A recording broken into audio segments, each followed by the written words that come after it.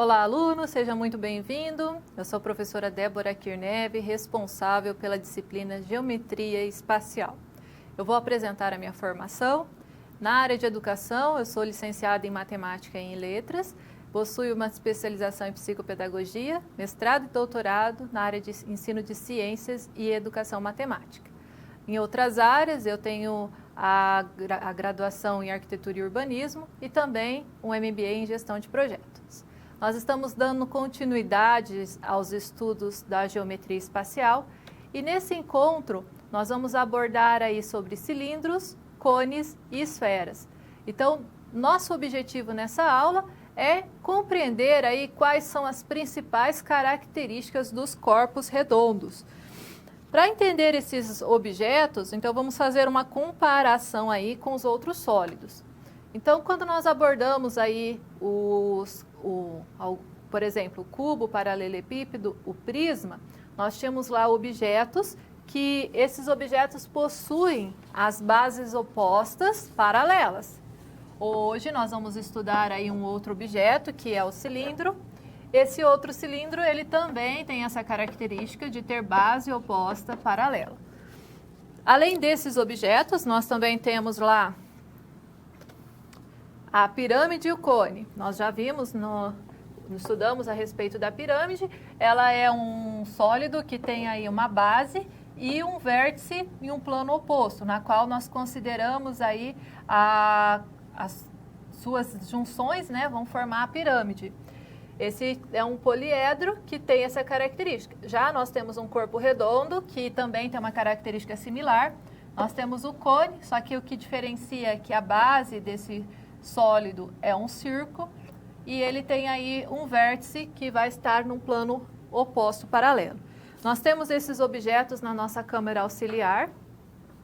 Então, aqui nós podemos ilustrar o paralelepípedo, que é esse primeiro objeto. Ele tem aí as bases opostas paralelas, que é a principal característica do que nós estamos analisando. O cubo é um caso particular de paralelepípedo, ele também tem essa característica. E o objeto dos corpos redondos que vai se assimilar com isso é o cilindro. Então, observe que nesse caso, o nosso cilindro tem a base circular, enquanto o cubo tem a base quadrangular e o paralelepípedo tem aí, nesse caso particular, uma base quadrangular também. Já nós temos outros objetos que também podem ser analisados, como por exemplo aqui o cone e a pirâmide. Então nós temos esses outros dois objetos. E esses outros dois objetos, qual que era as características deles? A base, aqui nós temos a pirâmide, que tem uma base e um vértice oposto. O cone também tem uma base, é uma base circular e também tem um vértice oposto. Então, esses são alguns das comparações que nós temos em relação aos nossos objetos, que nós já estudamos aí, considerando os poliedros, e agora nós vamos dar continuidade analisando aí os sólidos que são classificados como corpos redondos. Para direcionar nossa aula, nós temos uma situação geradora de aprendizagem que vai aí introduzir um contexto. Acompanhe no slide. A empresa Park Design estuda oferecer um produto exclusivo para uma nova indústria de sorvetes que será lançada no mercado em breve. Para isso, sabe-se que precisa apresentar uma embalagem que, além de moderna e atrativa, seja econômica, a fim de que o preço final ao consumidor seja competitivo. As embalagens a serem desenvolvidas destinam-se a sorvetes vendidos em potes cilíndricos e também a embalagens de plásticos que cobrem sorvetes acondicionados em casquinhas no formato de cone. Então, a questão que vai nos nortear nessa aula, quais são as principais características desses corpos redondos, principalmente aí do cone e do cilindro. Então, essa vai ser a nossa situação geradora de aprendizagem e com isso, então, nós vamos dar início aos nossos estudos referente a esse tópico.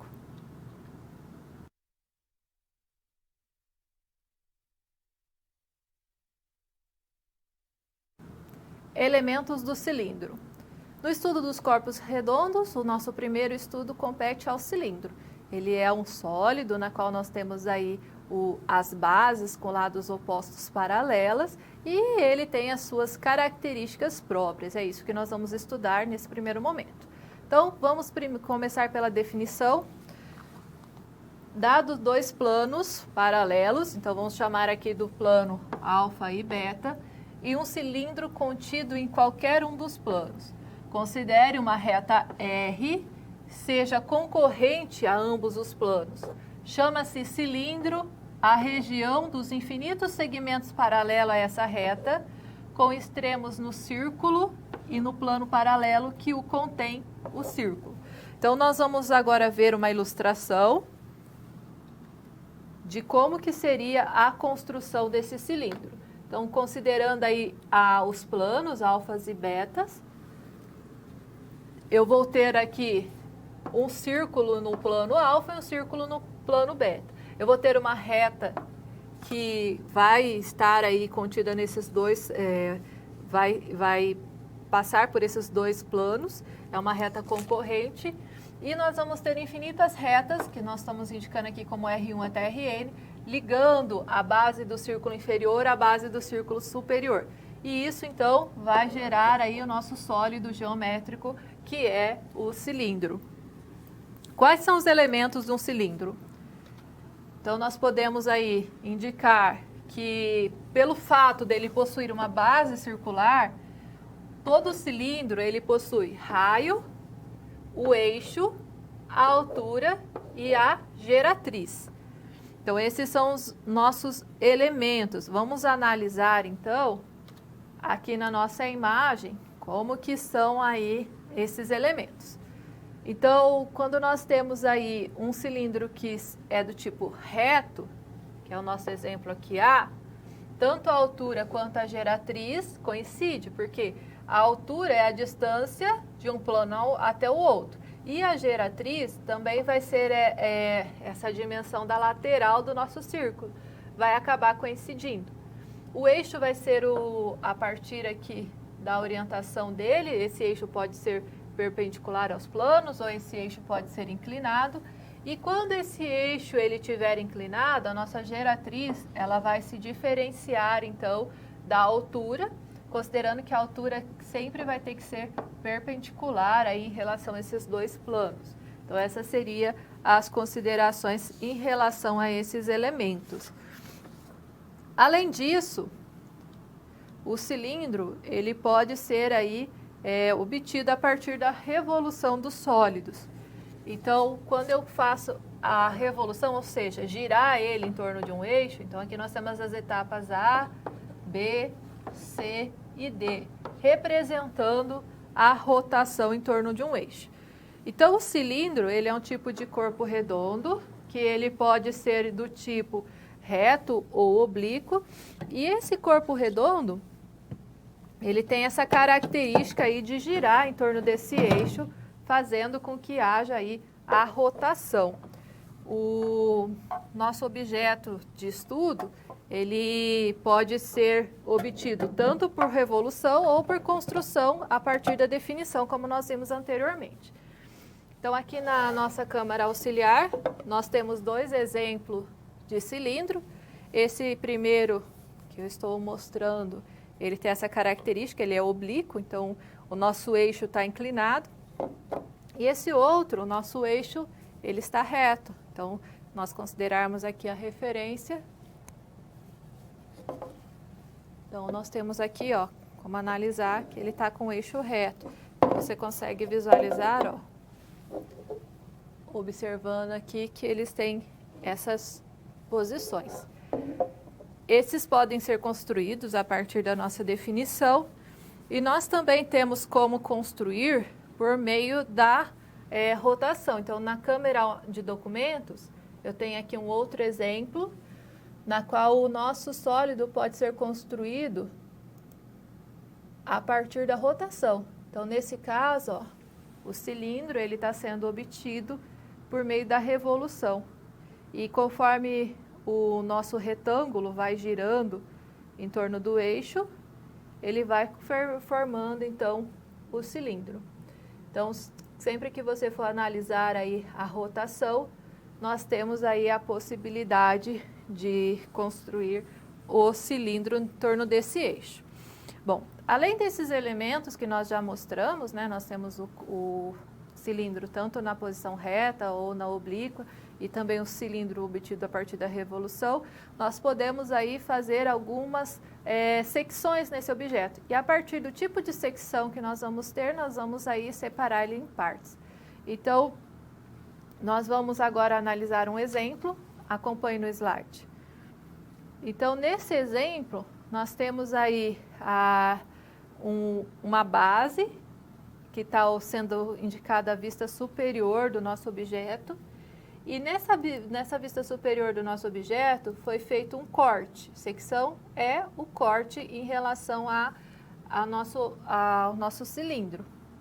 E por meio desse corte, então eu tenho aqui ó, o plano que está separando ele em duas partes. Então nós vamos ter aí dois cilindros, duas partes do cilindro, né, fazendo a secção meridiana, que essa seria uma das considerações que nós temos. Outra consideração que nós temos em relação ao cilindro é que o cilindro ele pode ser planificado.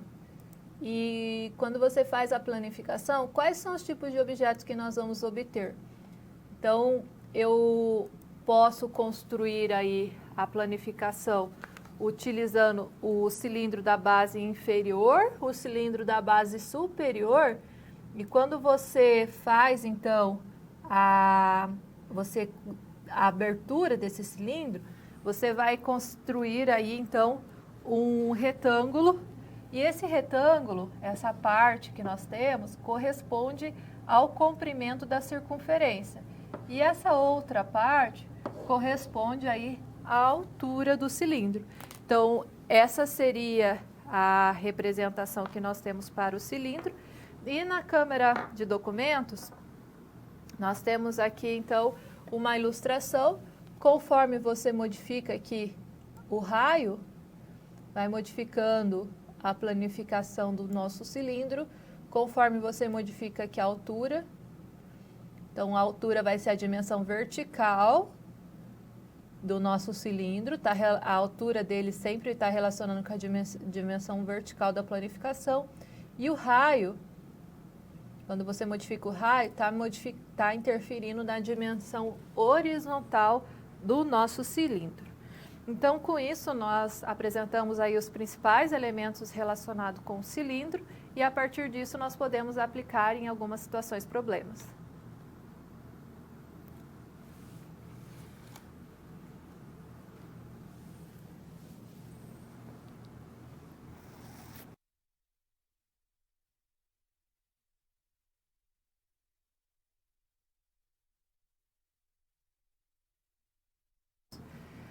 Quando você conhece aí os elementos do cilindro, é possível, então, você aplicar aí uma fórmula específica tanto para o cálculo da área da superfície quanto para o volume. Então, é isso que nós vamos abordar na situação problema. Acompanhe.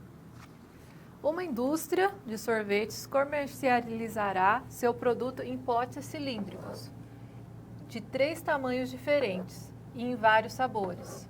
Como calcular a área e volumes de cilindros?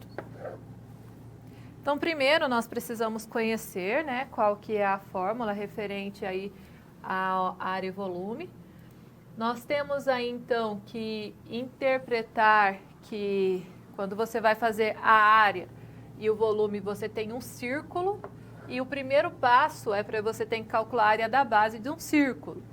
Então, a área da base vem lá da geometria plana, é πr ao quadrado, é a fórmula da área do círculo. E quando você faz a planificação do círculo, então você consegue aí ter os entes que vão estar compondo a área total. Então, eu tenho a base inferior que vai ser um círculo, a base superior que vai ser um círculo. O nosso retângulo, que seria a planificação da lateral do cilindro, corresponde à dimensão horizontal ao comprimento da circunferência, que é dado por 2πr, e a dimensão vertical corresponde à altura. Então, quando eu vou calcular a área do retângulo, eu tenho que fazer comprimento, que é 2πr, vezes a altura, que é o h. Isso corresponde à área lateral. A área total da superfície vai ser 2 vezes a área da base, mais essa área lateral. Já o volume, nós vamos considerar aí a área da base, que é πr ao quadrado, e multiplicar pela altura. A altura aqui em relação à nossa base inferior e à base superior. Então, esses são os elementos que são utilizados aí no cálculo dos volumes, e nós vamos ver uma aplicação. Deseja-se construir um reservatório com tampa para armazenar certo líquido. O volume do reservatório deve ser de 60 metros cúbicos. E o raio da base do cilindro deve ser de 2 metros. Se o material usado na construção custa R$100 por metro quadrado, qual o custo do material a ser utilizado? Aqui tem uma referência para adotar π igual a 3.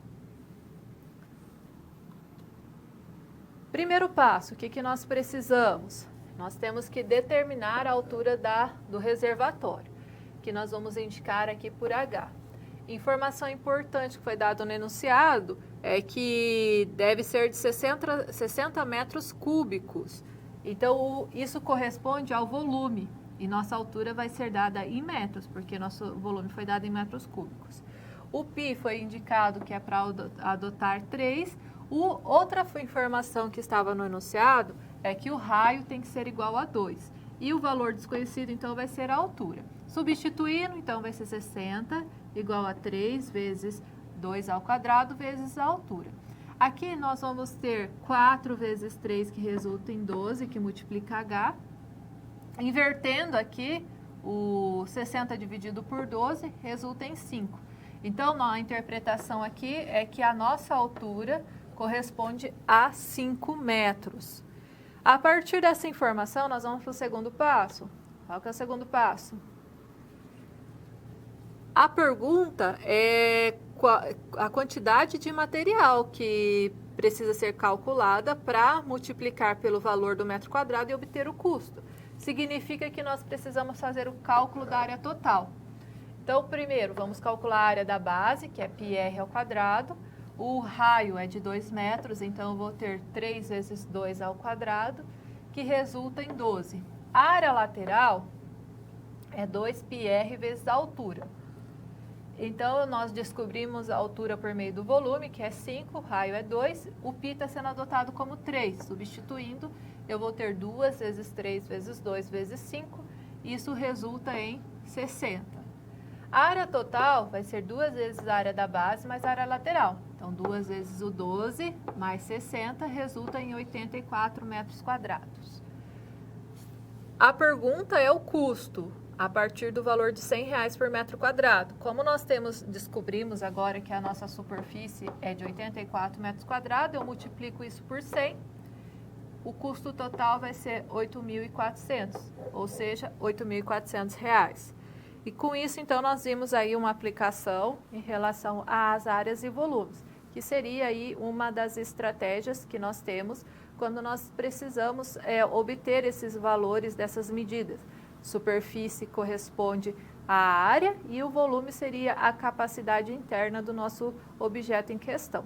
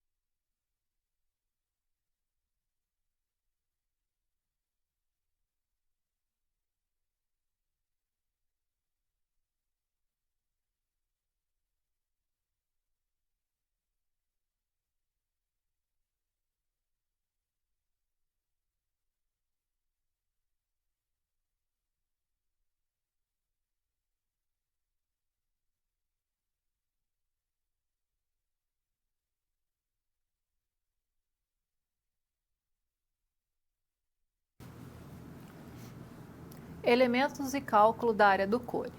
O outro corpo redondo que nós temos que estudar é o cone.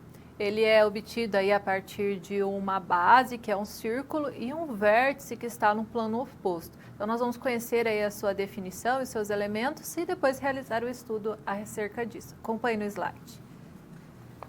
Considere o plano alfa e um círculo contido nesse plano, sendo P um ponto não pertencente ao plano alfa. Chama-se cone a região delimitada pelos infinitos segmentos de reta com extremos no círculo e no ponto P dado. Então, vamos interpretar a definição agora a partir da seguinte ilustração. Então, nós vamos considerar aqui o plano alfa e o plano beta. Na parte inferior, no plano alfa, nós vamos considerar um círculo. E no plano beta, nós vamos considerar um ponto P, que vai ser o nosso vértice. Então, nós vamos ligar todos os pontos do círculo a esse vértice e isso vai gerar um cone. O cone, ele pode ser tanto reto quanto oblíquo. Então, aqui no nosso exemplo B, nós temos um cone formado, na qual nós temos aqui a base, que é circular. O ponto P está no plano oposto, entretanto, ele está numa posição distinta dessa primeira ilustração. E com isso, então, nós temos aí como definir os elementos do cone. Então, quais são esses elementos? Primeiro, nós temos uma base circular. Nós sempre vamos ter aí uma base circular. Nós vamos ter aí, então, um vértice. Nesse caso, está sendo indicado aqui pelo ponto P. Vamos ter a geratriz. A geratriz nós vamos considerar aqui essa dimensão na parte externa da superfície, do ponto até o círculo. E nós vamos ter a altura. Lembrando que a definição de altura, seja em qualquer objeto, nós vamos ter que considerar um plano na base, um plano no ponto, que consideramos aí o P, e a altura sempre vai ser perpendicular, a distância entre esses dois pontos, esses dois planos, ou seja, é uma medição na qual nós temos aí que considerar o perpendicularismo aí dessa reta de orientação. E com isso, então, nós podemos interpretar aí o cone. Nós temos ele indicado aqui na nossa câmera auxiliar. Aqui nós temos o nosso objeto, ele está aqui com duas partes na sua composição. Então, nós temos aqui como separar o cone também, fazer dividir ele em duas partes nesse objeto. E nós temos aqui, então, ó, sempre vamos ter aqui a base circular. Aqui na parte interna você consegue ver que nós temos essa indicação, né, em vermelho, no centro do círculo até o vértice, nesse caso seria a nossa altura, porque esse é um cone reto. A geratriz vai ser essa linha na lateral. Então, se você observar aqui, ó, essa dimensão na lateral vai ser a nossa geratriz. Esses são os principais elementos. E nós podemos ter, então, aí essa construção que nós chamamos de cone e que corresponde aí a um corpo redondo. Como depende da posição do ponto e da base, então o nosso objeto ele pode ser tanto reto quanto oblíquo. Então, nós temos a ilustração aqui, na qual o cone reto, nós vamos ter o ponto, vai coincidir com o centro do círculo, como nós vimos lá no sólido anteriormente. E quando ele for oblíquo, isso não vai acontecer. Então, se nós projetarmos o ponto aqui, ó, nesse caso, ele não vai estar coincidindo com o centro. Isso vai caracterizar aí que esse cone é oblíquo. Nós temos que fazer uma observação aqui. Observamos que quando o cone, aqui tem que ser o não, é reto, a altura e a geratriz desse corpo redondo não podem ser iguais.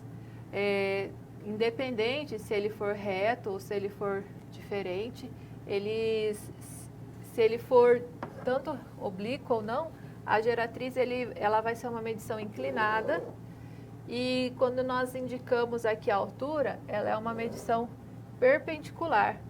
Então, se ele for tanto reto quanto oblíquo, nós vamos ter essa situação, na qual a geratriz ela é sempre diferente da medida da altura, porque ela sempre será oblíqua. Então, se você analisar só aqui nesse exemplo do nosso cone reto, se ele fosse oblíquo também aconteceria. Se eu considerar aqui a geratriz, ó, ela é uma medida inclinada, ela está oblíqua. Se nós analisarmos a altura, ó, a altura está indo do centro até o vértice, até o centro do vértice até o centro do círculo. Então, ó, vamos aqui dá para visualizar melhor. Então, a altura ela é perpendicular. Então, seja o cone reto ou seja o cone oblíquo, a nossa geratriz ela vai ser sempre diferente da altura. Então, essa é uma observação aí que nós temos que considerar. E também, né, nós temos que, além disso, nós podemos calcular aí as áreas e volumes referente ao cone. Então, a partir desses elementos que nós trouxemos aí as suas características, nós podemos obter a sua medida de superfície e a sua medida de capacidade. Então, no próximo slide, nós vamos analisar isso e vamos começar abordando a respeito da área total do cone. Nós precisamos identificar a sua planificação. A sua planificação, então, no círculo da base, nós teríamos aqui planificado o círculo de raio R. E na parte da superfície lateral, nós temos um setor circular, na qual o raio desse setor circular é a geratriz do cone. Nós estamos considerando aqui, nesse exemplo, a dimensão G como geratriz e H corresponde à altura, R corresponde ao raio. Quando eu vou calcular aqui a área da base, tem que lembrar que seria a área de um círculo. Então, eu teria aqui πr ao quadrado, que vai corresponder à área do círculo. A área lateral, nós temos aí como deduzir que a área do setor circular, ela é proporcional aí à área total do círculo, que corresponde aí, se fosse considerar o raio. Então, nesse caso, essa proporção corresponde a πr geratriz. Então, toda vez que você for calcular a área de um setor circular, você vai aplicar, aí você precisa conhecer a geratriz, o raio e multiplica por π. A área total, então, vai ser a área da base, que vai ser o círculo, mais a área lateral, que vai ser o setor circular. Agora, nós vamos aplicar essa área total num exemplo. Então, na preparação de uma festa de aniversário, com semicírculos de raio G de 12 centímetros, nós irão confeccionar copos de papel com tampa em forma de cone, conforme a ilustração. Então, aqui seria o setor circular que vai formar o cone e aqui seria a parte da tampa.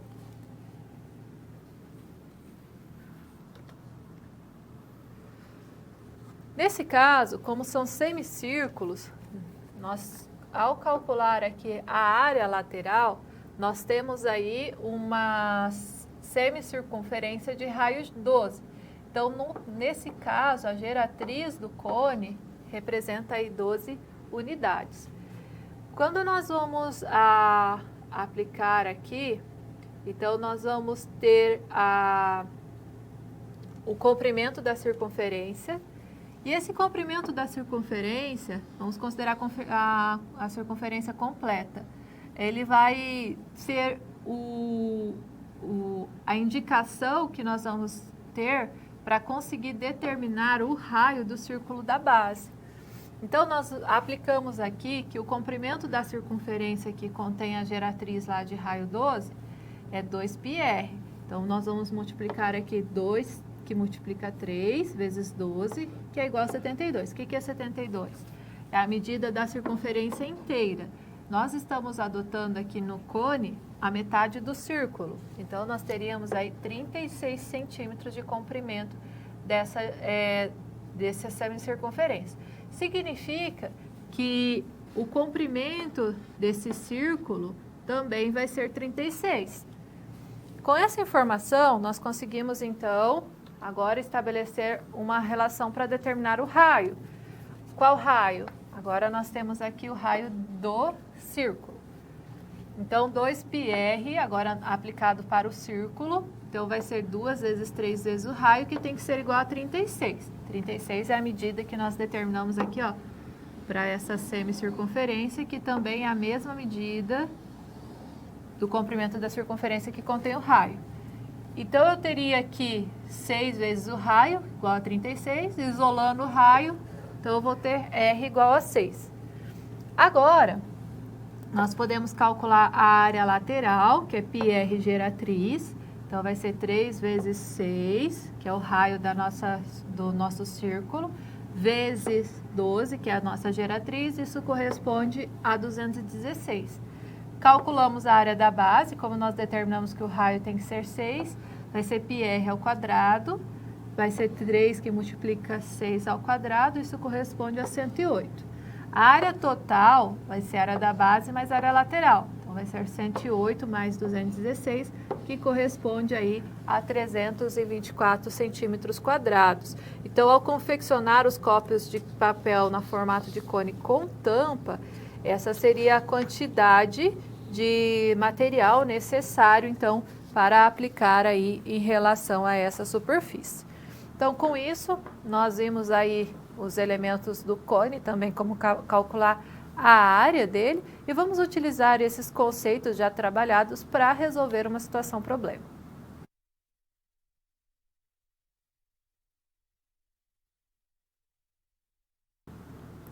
Volume do cone.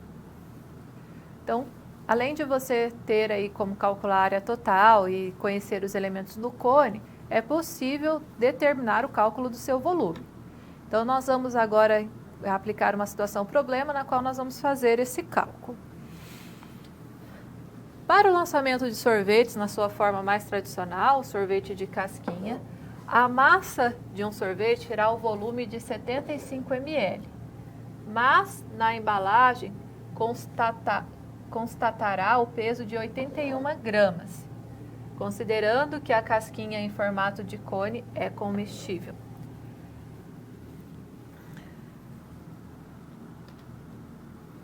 Considerando a estocagem, a Park Design precisa que as casquinhas sejam estocadas em caixas com bases retangulares. Sabendo que o diâmetro da casquinha é de 5 centímetros e em cada caixa caberão 12 casquinhas, qual a altura da casquinha de sorvete? Então, aqui está a nossa pergunta que se refere. E nós vamos adotar aqui o π igual a 3. Então, nós vamos primeiro determinar aí como nós obtemos o cálculo do volume de um cone, e a partir dessa determinação nós vamos utilizar os dados do enunciado para calcular essa altura. Então, no próximo slide, nós temos aí a determinação desse cálculo de volume. Então, nós temos como nós temos um círculo, então nós temos que a base desse círculo é obtido por πr ao quadrado, e o volume vai ser a área da base vezes a altura sobre 3. Nesse caso, então, nós temos aí que determinar essa altura vai ser sempre aqui em relação ao vértice e o plano da base. Agora, nós vamos interpretar a nossa situação problema. Nós temos, então, que o diâmetro da casquinha é de 5 centímetros. Isso é uma informação que foi dada lá. O raio será, então, a metade do valor. Então, vai ser igual a 2,5. Nós vamos armazenar, temos que armazenar, então, 12 casquinhas. Uma das formas de considerar a armazenagem é considerar aqui, ó, 3 casquinhas na horizontal e mais 4 casquinhas na vertical. Então, nós teríamos aqui as 12 casquinhas. A caixa teria uma dimensão de 15 centímetros por 20 centímetros. O que nós precisamos agora é determinar a altura, que é o valor desconhecido. Nós temos que considerar aí que 1 ml corresponde a 1 centímetro. Então, quando eu considero o volume da casquinha de 75 mililitros, então nós teríamos aí que isso corresponde a 75 centímetros. Então, nós vamos considerar aí, aqui nós temos que considerar a unidade ao cubo. Então, nós vamos considerar aí o volume do cone. Então, nós vamos ter, então, que o volume vai ser 1/3 da área da base, que é πr ao quadrado, vezes a altura. Substituindo o π, vai ser 3, o raio é 2,5 ao quadrado e a altura. O volume corresponde a 75. E agora nós vamos simplificar. Nós podemos começar simplificando aqui essa primeira parte.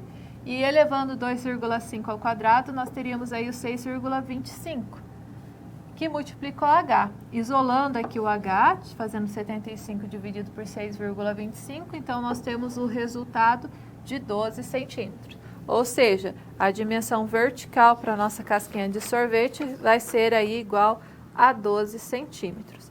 Então, com isso, nós conseguimos aí aplicar o cálculo de volumes a esse sólido, que é o cone, e fazemos aí a análise da nossa situação problema investigando a altura.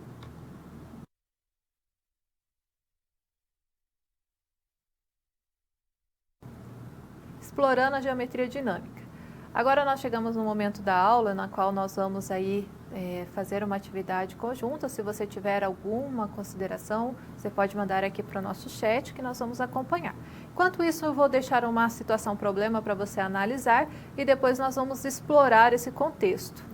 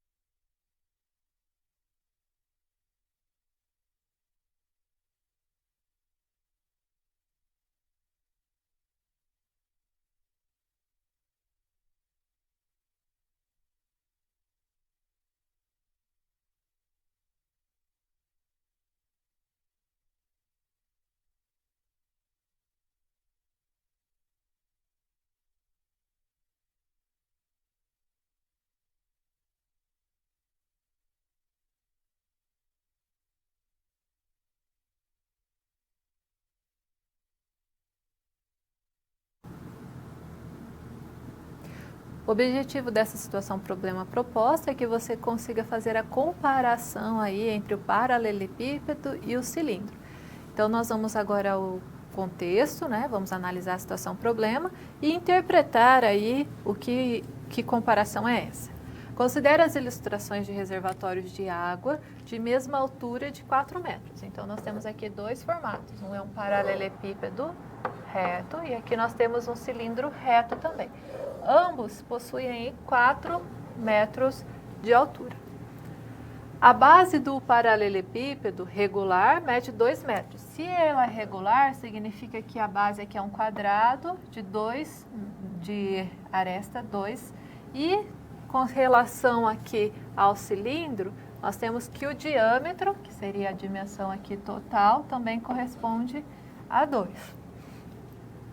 Qual reservatório possui maior volume? Então, nós vamos aqui fazer dois processos. O primeiro, eu vou colocar aqui o volume do paralelepípedo, vou colocar V de P, E como que é o volume do paralelepípedo? A área da base vezes a altura.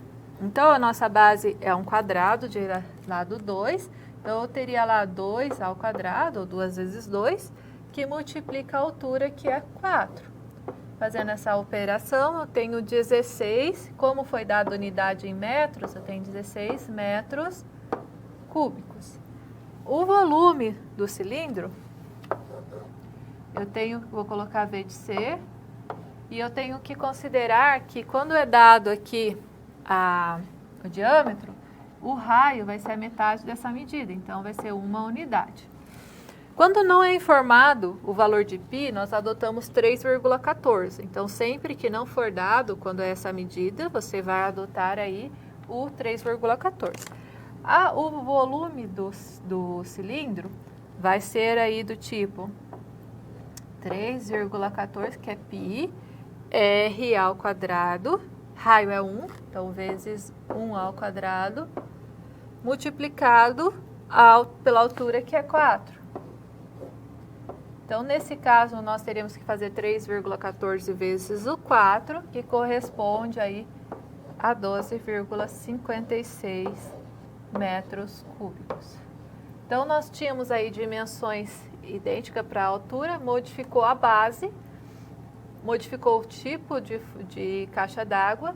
Entretanto, nós temos aí as características comuns, bases opostas paralelas, só que um é uma base quadrangular e a outra é uma base circular.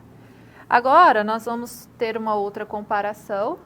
Então, nós vamos utilizar esse link para fazer uma outra comparação de volume, só que nós vamos agora comparar o cilindro e o cone. Então, nós vamos para nossa câmara de documentos. E nesse caso, nós temos como, só pela representação do objeto, eu tenho como calcular aí uma proporção para o cilindro e para o cone. Então, se eu tiver lá, observe aqui, vou colocar a base inferior. As bases são círculos de mesmo raio. Agora, nós vamos ver a vista frontal. Quando você olha a vista frontal, o nosso cilindro tem a mesma altura do cone.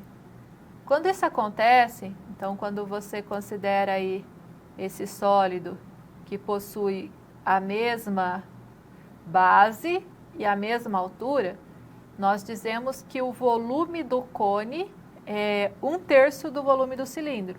Ou seja, eu posso pegar 3 medidas de capacidade do cilindro para completar, aliás, de um cone para completar um cilindro.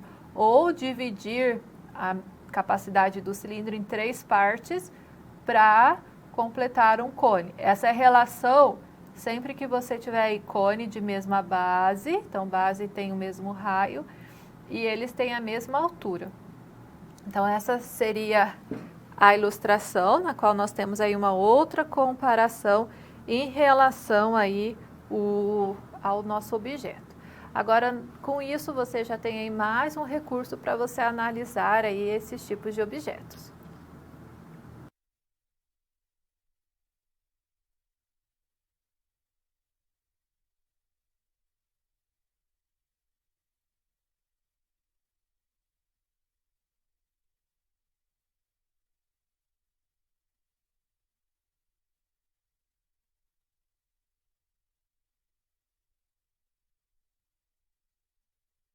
Seções e planificações do cone. Então, nós temos aí que dar continuidade ao estudo do cone e vamos interpretar aí quando ocorre a revolução e quando ocorre algumas secções. Então, vamos aos conceitos. Quando nós consideramos aí um cone circular reto, esse cone, ele pode ser aí denominado de cone de revolução. Então, nesse objeto, ele pode ser gerado a partir da rotação de um triângulo retângulo em torno de um eixo que contém os seus catetos.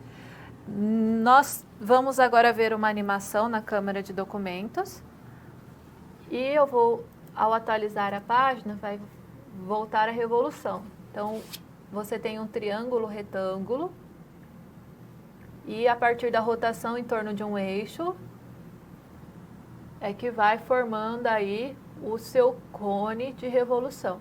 Então, essa seria a ilustração a respeito desse conceito. Além de analisar a revolução de um cone, nós podemos fazer cortes. Nós temos um corte que é chamado seção meridiana e que ele vai dividir aí o cone em duas partes simétricas. Acompanhe no slide. Então, eu vou considerar aqui o círculo da base, nós podemos adotar aí o diâmetro de referência e a partir disso, nós vamos fazer um corte, passando aí pelo vértice. Quando eu faço esse corte, que é chamado de secção meridiana, então eu vou dividir esse cone em duas partes simétricas. Então, nós temos aí essas duas partes que correspondem à seção meridiana. Com relação a esse conceito, quando nós fazemos a seção meridiana de um cone reto, nós vamos obter um triângulo isósceles. Então, aqui tem a ilustração, ó. Nós temos aqui que seria a dimensão do diâmetro, que é 2 raios, e aqui nós temos geratriz e geratriz como aos outros lados do triângulo. Agora, se acontecer de nós termos a geratriz igual ao diâmetro, então nós vamos ter aí que o triângulo da seção meridiana vai corresponder a um triângulo equilátero. Dessa forma, o nome dado ao cone é cone equilátero. Então, sempre que isso acontecer, a geratriz ela vai ser igual ao diâmetro da base. Então, se você tiver essa nomenclatura em alguma resolução de atividade, significa que você pode associar essas duas unidades de medidas. Além disso, nós podemos fazer um outro tipo de corte, um corte paralelo à base, e nós vamos obter, então, os troncos do cone. Então, observe no slide. Então, se nós fizermos um corte, agora esse corte ele vai ser correspondente aí com um plano paralelo à base, então nós vamos ter então o tronco do cone. Quando nós analisamos o tronco do cone, você vai ter aí um raio menor, aliás, um raio maior e um raio menor, a altura do tronco e a geratriz do tronco. Então, nós vamos na Câmara de Documentos analisar essa ilustração.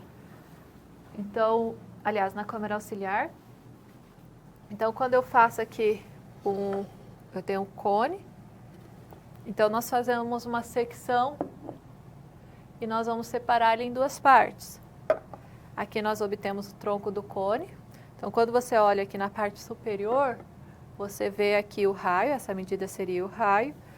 Esse raio ele é menor do que o raio da base. Então, você analisando aqui a parte inferior, você vai ter aqui, então, o raio nessa parte inferior. Aqui na lateral é possível analisar a geratriz.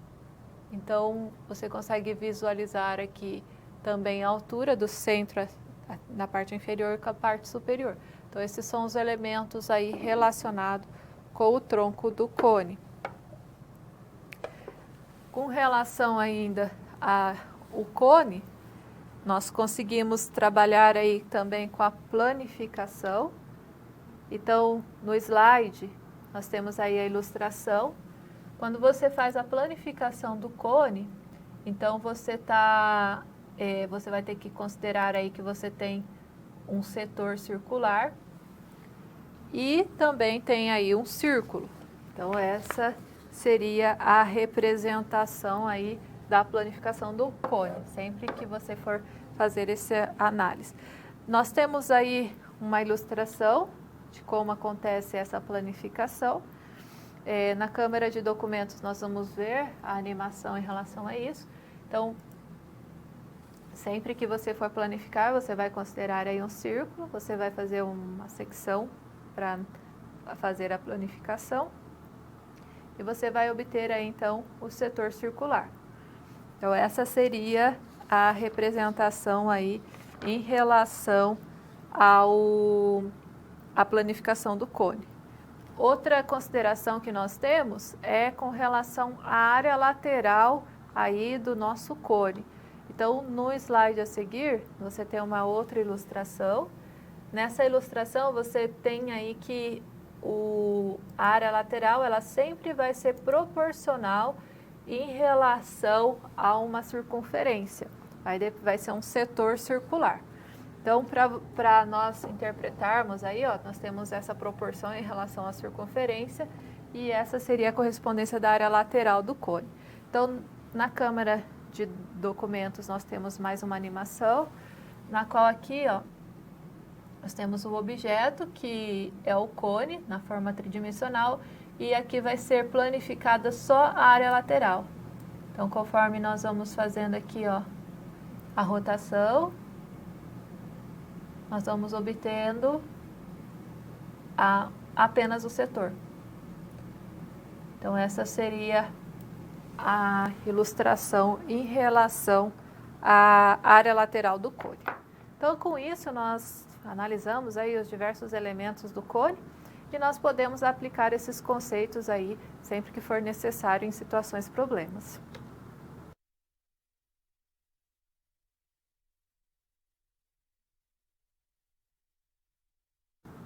Volumes de cilindros e cones. Então, é possível fazer a composições de objetos e que numa mesma situação problema você dependa aí tanto do cálculo do cilindro quanto do cone, que é o que nós vamos analisar nessa situação problema. Vamos conhecer então o nosso contexto. A figura a seguir mostra um conjunto de 4 silos para secar grãos. Nós temos aqui a ilustração e quais são os objetos que você analisa? Nós temos aí a base, que é um cilindro, e a parte superior, que é um cone. Temos que a altura total é de 11 metros, a altura da parte cilíndrica é de 8 metros e a altura do cone é de 3 metros. Sabe-se que o raio da circunferência da parte cilíndrica tem medida de 3 metros. E nós vamos admitir o valor de π igual a 3,1. A pergunta é: qual a capacidade máxima de grãos que podem ser colocados no conjunto de 4 silos, se desprezarmos o espaço livre da circulação do ar no seu interior? Então, nós vamos utilizar essas informações e o primeiro passo é nós calcularmos aí a área da base. O que você precisa interpretar nessa situação problema? É que quando você calcula a área da base, tanto o cone quanto o cilindro, eles possuem o mesmo círculo que corresponde à base. Então, essa seria a referência que nós vamos utilizar para analisar aí o volume. E como nós vamos ter essa área da base comum, o que vai diferenciar aí na hora do cálculo? A altura. Nós temos a altura total, que é 11, mas nós temos que decompor em 2 partes. A altura do cilindro, que é 8, e a altura do cone, que é 3. Com essas informações, então, nós podemos começar a fazer nossos cálculos. Então, vamos para a resolução.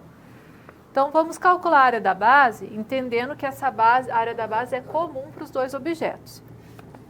Então, nós vamos adotar π como 3,1 e foi dado lá no enunciado que o raio é igual a 3. Então, vai ser 3,1 que multiplica 3 elevado ao quadrado. Corresponde, então, a 27,9 metros cúbicos. Aliás, metros quadrados aqui.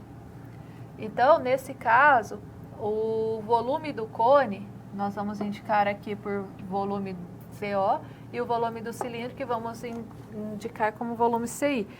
É obtido aplicando a área da base vezes a altura, e no caso do cone, nós precisamos dividir por 3.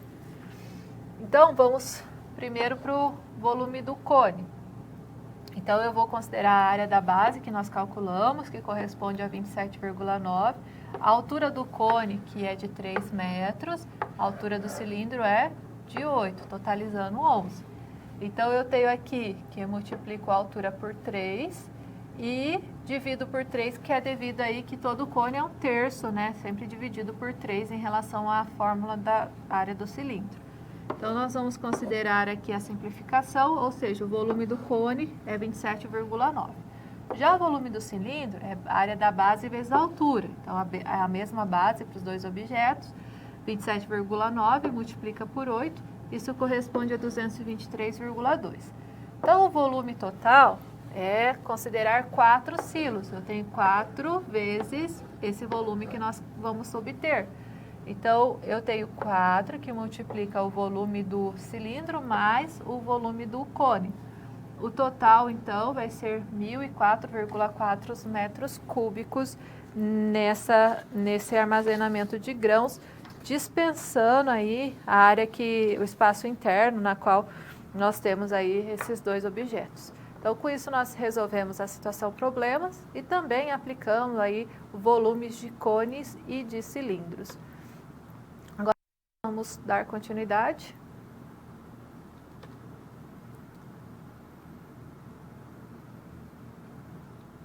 Elementos das esferas. As esferas faz parte aí dos corpos redondos, ela tem uma característica diferente desses outros objetos. Tanto o cone quanto o cilindro, eles são representados aí utilizando bases opostas. No caso, o cone é um vértice, o cilindro são duas bases. E na esfera não é possível atribuir a definição dessa forma, ela é um corpo redondo, um pouco diferenciado. Então, nós vamos conhecer a sua definição e depois as suas características.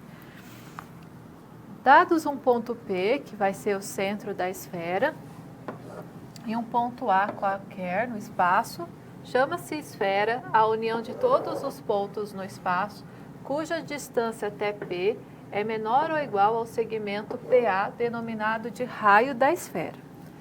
Então, ilustrando, nós temos a seguinte representação. Então, eu tenho aqui um círculo, na qual está indicado o ponto e o outro ponto A, que representa o limite da borda desse círculo. Ao considerarmos todas as possíveis posições que esse raio, né, que está definido pelo ponto PA, podem formar no espaço, nós vamos gerar aí a superfície esférica. Então, esse é um tipo de objeto que sempre vai considerar um centro da esfera e também vai considerar aí um ponto no limite da sua borda, na qual vai ser produzido a superfície esférica no espaço. Comparando então com os outros corpos redondos, nós vamos olhar na câmara auxiliar a distinção entre esses três corpos redondos. Então, quando eu tenho o cone, nós vamos ter aqui uma base circular que está num plano e um vértice que está no plano oposto. Então, esse seria o nosso elemento em relação ao cone.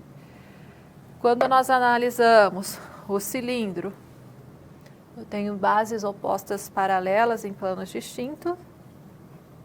Então, essa seria a característica do cilindro. E quando nós analisamos a esfera, aqui nós vamos identificar o seu diâmetro, que seria a medida de 2 raios. Essa parte em vermelho corresponde ao seu diâmetro. Mas se você considerar do centro à borda, o raio vai se manter sempre o mesmo e vai formar, então, a superfície esférica. E esse vai ser o nosso objeto de estudo agora nessa etapa. Com relação, então, à sua formação, ela pode ser obtida tanto pela definição, quanto ela também pode ser entendida aí como um sólido de revolução. Então, se nós analisarmos aqui a esfera, ela é também um sólido de revolução, gerado aí pela rotação de um semicírculo em torno de um eixo que contém o seu diâmetro. Então, nós temos aqui a ilustração, o eixo, nós temos aí o semicírculo, vai ocorrer a rotação e vai formar aí a esfera. Nós vamos acompanhar aqui na câmera de documentos.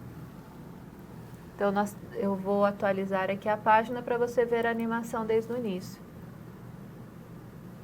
Então, nós temos lá o semicírculo e nós temos a rotação desse semicírculo em torno de um eixo. Conforme ocorre a rotação, vai compondo aí a nossa esfera. Então, essa seria a ilustração em relação à esfera. E a partir, então, dessa composição, né, nós vimos aí tanto pela definição quanto pela rotação em torno de um eixo, nós podemos estudar os elementos referentes aí à esfera. Vamos ao slide. Então, no slide, nós temos que é possível estabelecer uma relação se você considerar aqui um ponto que está no centro da esfera, nós vamos considerar um plano que está fazendo uma secção, e essa secção vai ter um círculo, é um círculo na qual vai estar projetado um ponto P', e nesse ponto P', nós temos aí a possibilidade, então, de compor um triângulo retângulo. Então, aqui eu tenho essa distância do ponto P' ao centro da esfera, eu tenho esse raio que está indicado pela letra minúscula, que vai ser o raio do círculo que está no corte, e temos o R maiúsculo, que vai ser o raio da esfera. Então, nós teríamos aí, pelo teorema de Pitágoras, que raio ao quadrado é igual ao D ao quadrado mais R ao quadrado. Essa é a relação de Pitágoras. Se nós quisermos isolar o R, que é esse raio que está composto aí nesse círculo, nós teríamos como expressar como R ao quadrado, que é o raio do círculo, é igual ao raio da esfera ao quadrado, menos o D ao quadrado, que seria a distância entre o ponto e a projeção no plano. Com relação à nomenclatura, nós podemos indicar os polos.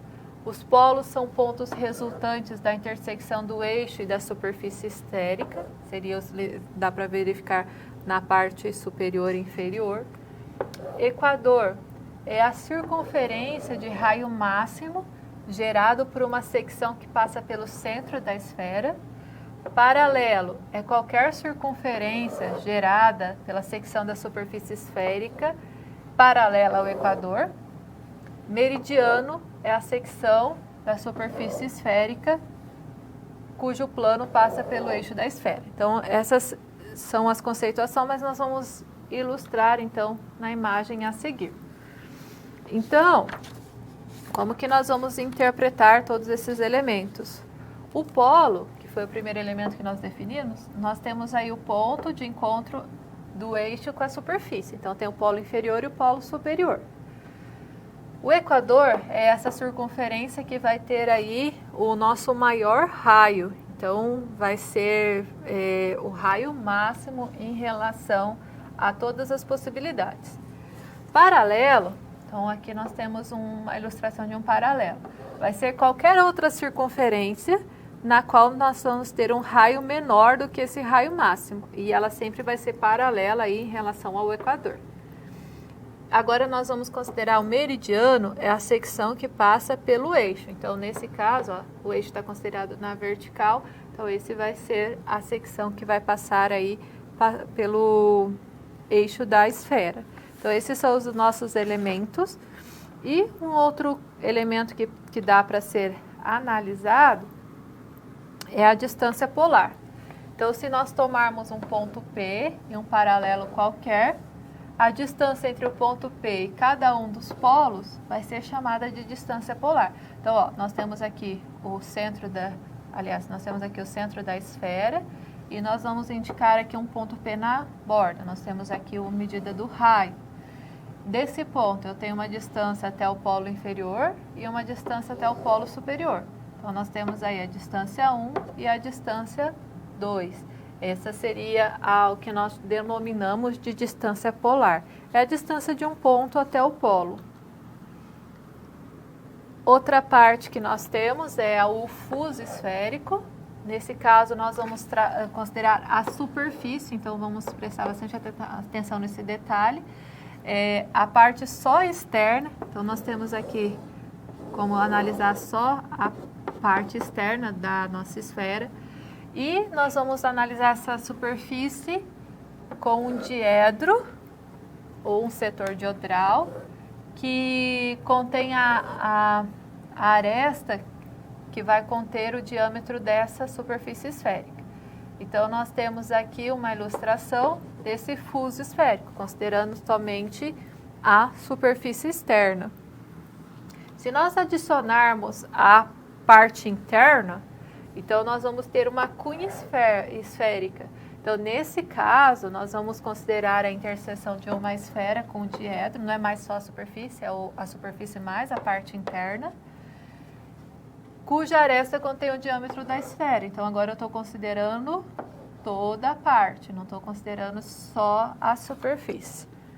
Então, com isso, nós temos aí os principais elementos em relação às esferas e a partir disso, nós podemos utilizar os conceitos para abordar aí algumas situações, problemas.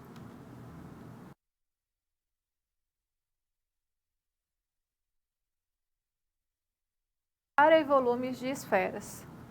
Então, a partir da conceituação de esferas, é possível também calcular aí as suas áreas e volumes. Então, vamos conhecer a situação problema que nós vamos abordar esse tópico.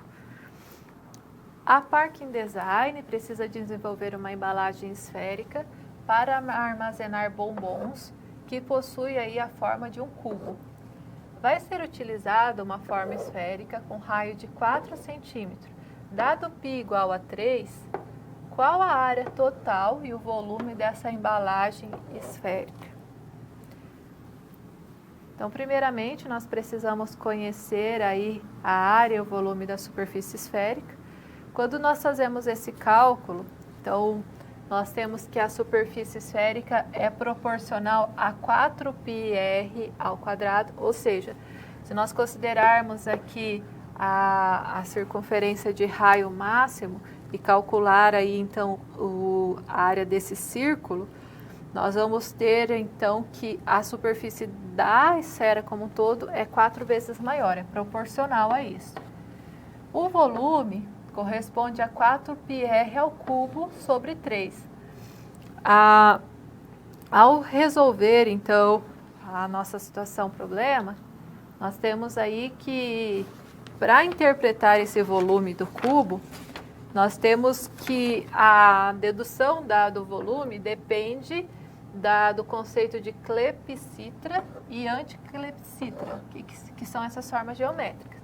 A clepsydra é quando você adota aí esses dois cones invertidos e nós temos aí que eles poderiam estar compostos aqui dentro de um cilindro, e a anticlepsydra seria essa área, aliás, esse volume dessa parte que seria externa a esses dois cubos. Qual que é a relação disso com a esfera?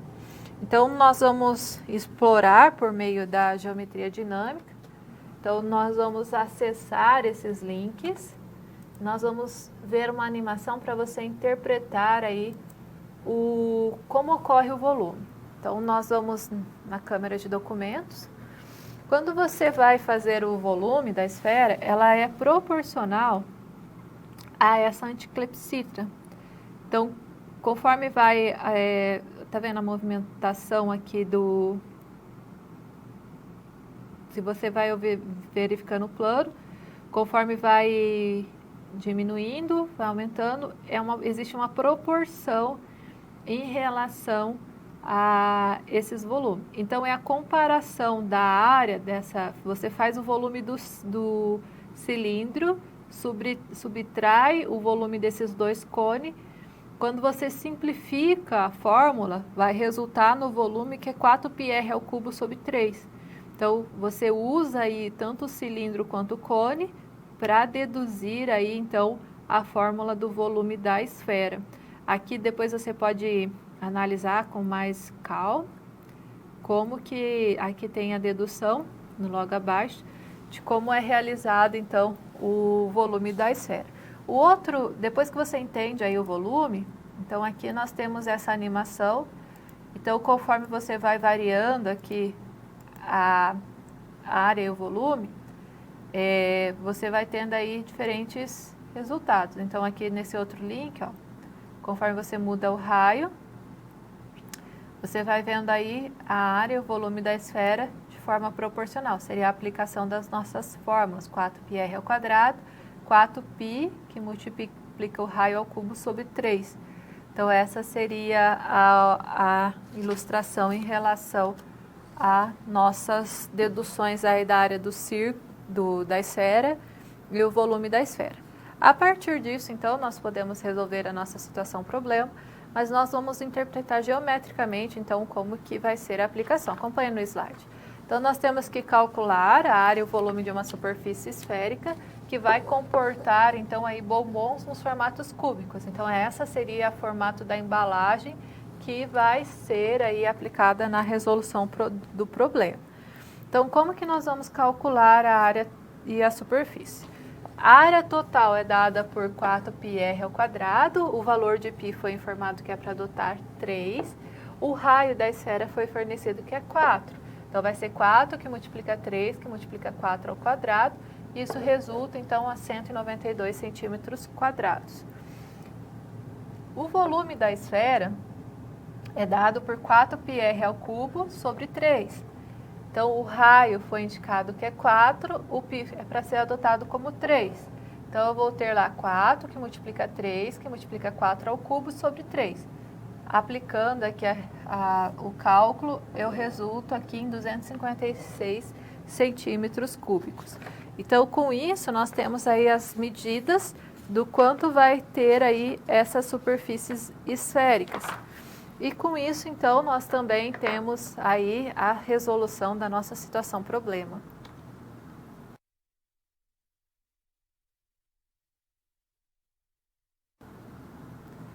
Agora nós vamos para um momento na qual você pode participar aqui da nossa aula. Se você tiver com alguma dúvida, quiser fazer alguma contribuição, você pode encaminhar para o nosso chat. Eu vou indicar uma atividade, uma questão para você refletir e, enquanto isso, nós vamos aguardar. Então, a questão é, ao duplicar o raio de uma esfera, o que ocorre com o volume e com a área de superfície? Eu vou dar um momento para você e, na sequência, nós retornamos.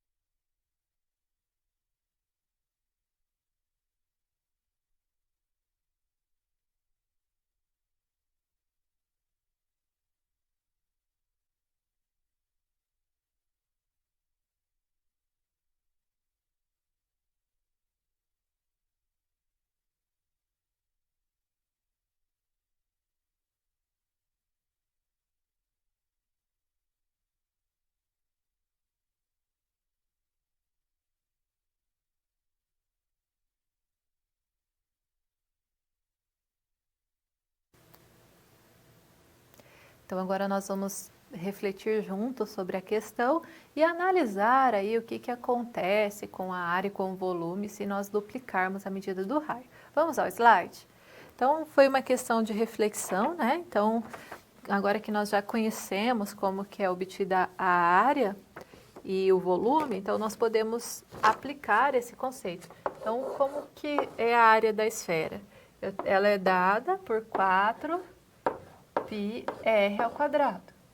Quando eu aplico aqui, então, o dobro do raio, vou duplicar o raio. Então, nós vamos ter aqui que essa área, então, nós vamos ter, então, que aplicar 4π. Esse raio está duplicado, então vai ser 2r elevado ao quadrado. Quando eu estou 2r elevado ao quadrado, então eu vou ter 4r ao quadrado.